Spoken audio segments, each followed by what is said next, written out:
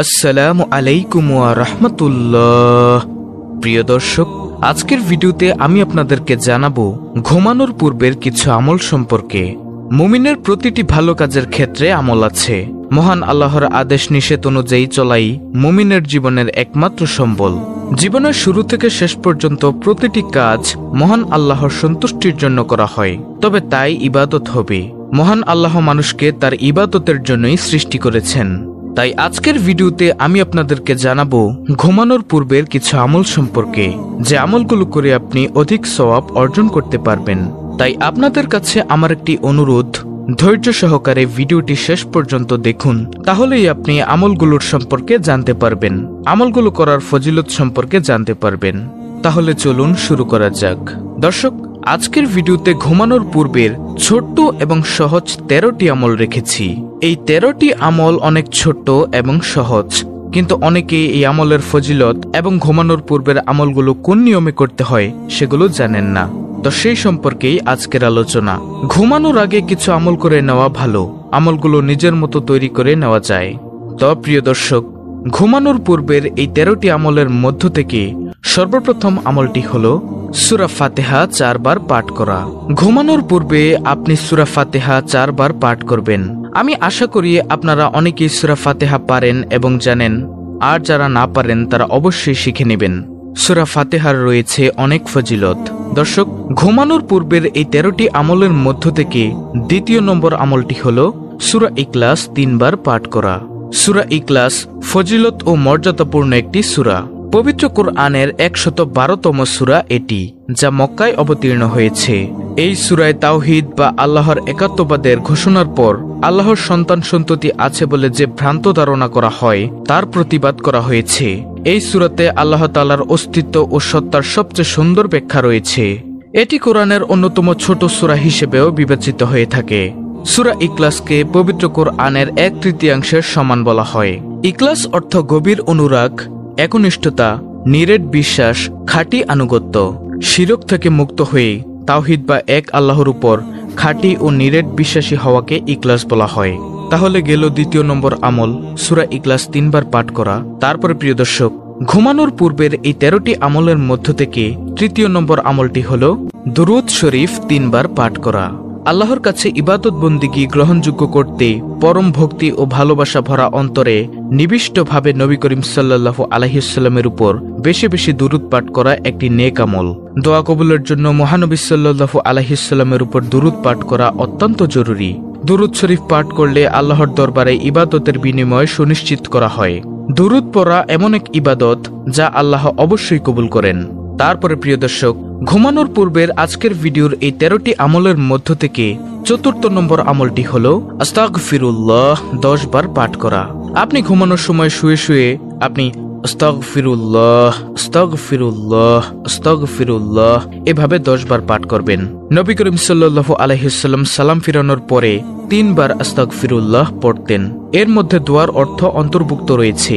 নবী করিম সাল্লাল্লাহু আলাইহি ওয়াসাল্লাম 70 বারেরও বেশি আস্তাগফিরুল্লাহ জিকিরের মধ্যে বলতেন। এর মধ্যে আল্লাহর মুখাপেক্ষীর বহিঃপ্রকাশ দেখা যায়। প্রিয় নবী হযরত মুহাম্মদ সাল্লাল্লাহু আলাইহি ওয়াসাল্লাম নিষ্পাপ হওয়া সত্ত্বেও প্রতিদিন তিনি 70 থেকে 100 বার তওবা ও ইস্তেগফার করতেন। রাসূলুল্লাহ সাল্লাল্লাহু আলাইহি ওয়াসাল্লাম বলেন, যে ব্যক্তি দৃঢ় বিশ্বাসের সাথে এই দোয়া পাঠ করবে, দিনে পাঠ করে রাতে মারা গেলে কিংবা রাতে পাঠ করে দিনে মারা গেলে সে জান্নাতি হবে। সুবহানাল্লাহ। তারপরে ঘুমানোর পূর্বের আজকের ভিডিওর এই 13টি আমলের মধ্য থেকে পঞ্চম নম্বর আমলটি হলো কালেমা শাহাদাত 4 বার পাঠ করা। দর্শক, কালেমা শাহাদাত হলো আশহাদু আল্লা ইলাহা ইল্লাল্লাহু ওয়াহদাহু লা শারীকা লাহু ওয়া আশহাদু আন্না মুহাম্মাদান আবদুহু ওয়া রাসূলুহু। এটা আপনি 4 বার পাঠ করবেন। দর্শক, এখন আপনি বলতে পারেন যে ঘুমানোর সময় এগুলো পাঠ করলে আমার কি লাভ হবে? সুপ্রিয় দর্শক, ঘুমানোর পূর্বের এই 13টি আমলের ফজিলত যদি আমি আপনাদেরকে এই ভিডিওতে বলি, তার ফজিলত বলে শেষ করা যাবে না, কারণ এই আমলগুলোর ফজিলত অনেক অনেক বেশি। তাই ভিডিওতে এখানে আমি কয়েকটি ফজিলত তুলে ধরেছি। তারপরে ঘুমানোর পূর্বের আজকের ভিডিওর 13টি আমলের মধ্য থেকে ষষ্ঠ নম্বর আমলটি হলো কালেমা তৈয়বা 3 বার পাঠ করা। কালেমা তৈয়বা হলো লা ইলাহা ইল্লাল্লাহু মুহাম্মাদুর রাসূলুল্লাহ সাল্লাল্লাহু আলাইহি ওয়াসাল্লাম। কালেমার তৈয়বার অর্থ হচ্ছে আল্লাহ ভিন্ন, ইবাদত বন্দিগির উপযুক্ত আর কেউই নাই। হযরত মুহাম্মদ সাল্লাল্লাহু আলাইহি ওয়াসাল্লাম তাহার প্রেরিত রাসূল। তারপরে ঘুমানোর পূর্বের আজকের ভিডিওর এই 13টি আমলের মধ্য থেকে 7ম নম্বর আমলটি হলো বিসমিল্লাহ 21 বার পাঠ করা। এই বিসমিল্লাহ আপনি ঘুমানোর সময় অর্থাৎ শোয়ার পরেই পাঠ করবেন 21 বার। তারপরে প্রিয় দর্শক, ঘুমানোর পূর্বের আজকের ভিডিওর 13টি আমলের মধ্য থেকে 8ম নম্বর আমলটি হলো সুবহানাল্লাহ 33 বার, আলহামদুলিল্লাহ 33 বার, আল্লাহু আকবার 34 বার পাঠ করা। সুবহানাল্লাহ অর্থ হচ্ছে সকল পবিত্রতা আল্লাহর, আলহামদুলিল্লাহ অর্থ হচ্ছে সমস্ত প্রশংসা মহান আল্লাহর জন্য, আল্লাহু আকবার অর্থ হচ্ছে আল্লাহ মহান। অর্থাৎ আপনি ঘুমানোর সময় এই তাসবিহগুলো পাঠ করে আল্লাহর প্রশংসা করছেন। আল্লাহু আকবার। তারপরে প্রিয় দর্শক, ঘুমানোর পূর্বের আজকের ভিডিওর 13টি আমলের মধ্য থেকে 9ম নম্বর আমলটি হলো আয়াতুল কুরসি পাঠ করা। আয়াতুল কুরসি হলো সূরা বাকারার 255 নং আয়াত। এর ফজিলত অনেক অনেক বেশি। আয়াতুল কুরসির ফজিলত সম্পর্কে রাসূলুল্লাহ সাল্লাল্লাহু আলাইহি ওয়াসাল্লাম বলেছেন, যে ব্যক্তি প্রত্যেক ফরজ সালাতের পর আয়াতুল কুরসি পাঠ করবে তাকে জান্নাতে যাওয়ার থেকে মৃত্যু ব্যতীত কোনো কিছুই বাধা দিতে পারবে না। সুবহানাল্লাহ। মুসলিম শরীফের হাদিস, নাসাই শরীফের হাদিস।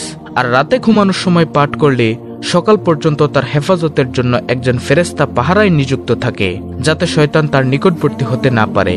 বুখারী শরীফের হাদিস। দর্শক, আমাদের চ্যানেলে আয়াতুল কুরসি সম্পর্কিত অনেক ভিডিও রয়েছে, আপনারা চাইলে দেখে নিতে পারেন।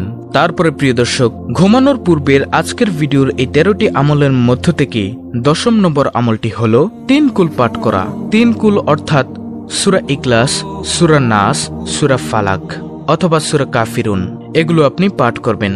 তারপরে প্রিয় দর্শক, ঘুমানোর পূর্বের আজকের ভিডিওর 13টি আমলের মধ্য থেকে 11 নম্বর আমলটি হলো ঘুমানোর দোয়া পড়া। দর্শক, ঘুমানোর পূর্বের দোয়াটি হলো আল্লাহুম্মা বিসমিকা আমুতু ওয়াহিয়া। তারপরে প্রিয় দর্শক, ঘুমানোর পূর্বের আজকের ভিডিওর 13টি আমলের মধ্য থেকে 12 নম্বর আমলটি হলো ডান কাত হয়ে শোয়া। তারপরে সর্বশেষ 13 নম্বর আমলটি হলো ঘুম না আসা পর্যন্ত আস্তাগফিরুল্লাহ পাঠ করা। এছাড়াও প্রিয় দর্শক, আপনি আরো অনেক আমল করতে পারেন ঘুমানোর পূর্বে।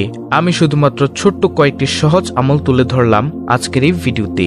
উদাহরণ হিসেবে বলা যায়, ঘুমানোর আগে পড়া যেতে পারে সূরা ফাতিহা, দুরুদ শরীফ, আয়াতুল কুরসি, সূরা ইখলাস, সূরা ফালাক, সূরা কাফিরুন, সূরা নাস, সূরা বাকারার শেষ 2 আয়াত, সূরা হাশরের শেষ আয়াত, সূরা তওবার শেষ 2 আয়াত, সূরা আল ইমরানের শেষ 10 আয়াত, সূরা মুলক ইত্যাদি।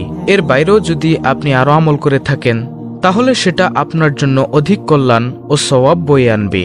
তো প্রিয় দর্শক, এই ছিল আমাদের আজকের ভিডিও। অত্যন্ত গুরুত্বপূর্ণ একটি ভিডিও, ফজিলতপূর্ণ একটি ভিডিও। ভিডিওটি ভালো লাগলে অবশ্যই চ্যানেলটিকে সাবস্ক্রাইব করে বেল বাটন অল বাজিয়ে দিবেন। ভিডিওটিতে একটি লাইক দিবেন এবং কমেন্টে আমিন লিখবেন এবং অন্য মুসলিম ভাই বোনদের কাছে ভিডিওটি শেয়ার করে দিবেন, যেন তারাও দেখে শিখে আমলটি করতে পারে। আল্লাহ রাব্বুল আলামিন আমাদের সকলকে ঘুমানোর পূর্বের এই আমলগুলো সহিহ শুদ্ধভাবে করার তৌফিক দান করুন। আমিন।